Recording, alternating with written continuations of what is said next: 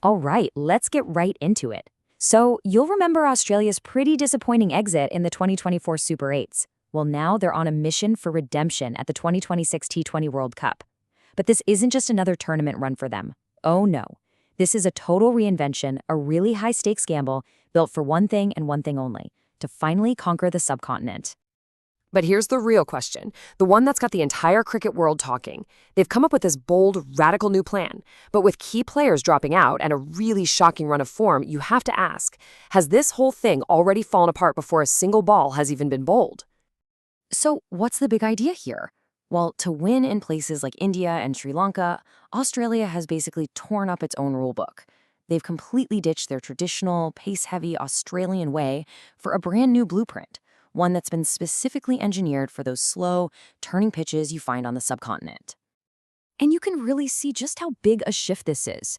On the left, that's the Australia we all know, pure pace and power, hitting the deck hard. It's what they've been doing for decades. But look to the right. That's the new plan. It's all about spin and strategy. They're literally trading raw speed for high RPMs on the ball, a plan to outthink their opponents, not just blast them away. So let's break down what this new blueprint is actually made of. First up, something they're calling all-rounder density. They've absolutely stacked the squad with guys like Marsh, Maxwell, Green, and Stoinis, players who give them double value. This is the secret sauce that lets them play a bunch of spinners without making their batting lineup weaker. Then you've got the spin menu, a whole variety of spin options, all led by the world-class Adam Zampa. And finally, a no soft center batting lineup, which basically means explosive power from number 1 all the way down. Now, on paper, that plan sounds pretty brilliant, right? But in the real world, it's already in some serious trouble. A whole series of disasters has thrown this carefully built strategy into absolute chaos, and it all started with their most recent tour. Just a few days before the World Cup, Australia went over to Pakistan for a warm-up series, and the result was a complete catastrophe.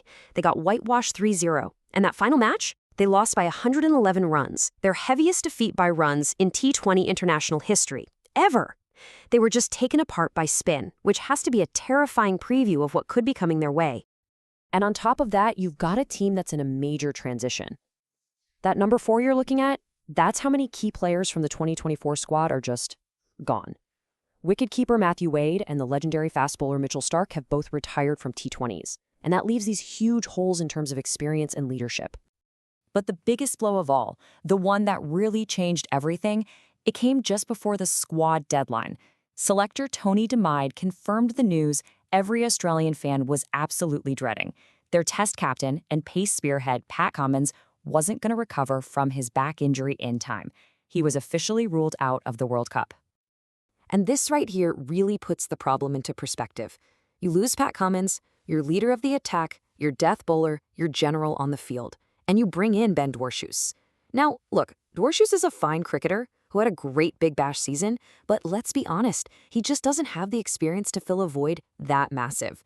It's a huge downgrade, right at the heart of their bowling attack. So, where does all this leave us? Well, what we have here is a team of brilliant extremes.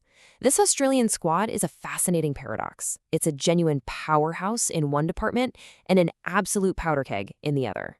It's truly a tale of two different teams rolled into one. Let's start with the good news, and trust me, it is very good news. Australia's batting lineup is, without a shadow of a doubt, one of the most destructive in the entire world. It's just straight up scary. Yeah, just take a look at these numbers. They tell you everything you need to know. That bar for Tim David, his career T20 international strike rate is a mind-blowing 175. That's not just scoring quickly, that is pure demolition. And when you put him alongside guys like Travis Head, you've got a batting unit that can take the game away from anyone, anytime. Okay, but then there's the other side of the story. If that batting lineup is a powerhouse, the fast bowling department is looking alarmingly fragile. It's unproven, and it seems to be really injury-prone. And the list of worries here is pretty long. We already know Cummins is out and Starc is retired. But Josh Hazelwood, who's really the only senior pacer left, is just coming back from a long injury layoff himself. Then, their death over specialist, Nathan Ellis, has also been dealing with hamstring problems. You're looking at a brand new attack that is dangerously short on experience in those high-pressure tournament moments. So, How are they planning to paper over all these cracks in the bowling? Well, their big bet, their get out of jail free card, it's all about the all rounders. You can see they make up a massive 40% of the entire squad. These double value players like Maxwell, Stoinis, and Green give their captain, Mitch Marsh, the freedom to mix and match his bowlers, just hoping he can piece together 5 reliable options on any given day. But their lead spinner, Adam Zampa, he's not pulling any punches. After that terrible loss in Pakistan, he basically admitted that the low-bouncing, slow conditions are pretty alien for the younger bowlers in the group. That's a really frank admission, and it just highlights how much pressure is on this inexperienced bowling unit to figure things out, and fast. So, you put all the pieces together, the incredible batting, the fragile bowling, this radical new strategy. What does it all mean? What's the bottom line here? What does the path to victory actually look like for this high-risk, high-reward Australian squad? It really is like a high-wire act with absolutely no safety net. There are 3 things that have to happen, no excuses. 1, the top order, led by Head and Marsh, has to get them off to a flying start in pretty much every single game. 2, Adam Zampa has to be one of the best bowlers in the whole tournament, controlling those middle overs. And 3, the young, inexperienced bowlers have to somehow find a way to perform under immense pressure. If any one of those things fails, the whole thing could come crashing down. So, at the end of the day, it all comes down to this one single fascinating question. Australia's bringing a team of extremes to this World Cup, a batting lineup that can break records, and a bowling attack that could break hearts.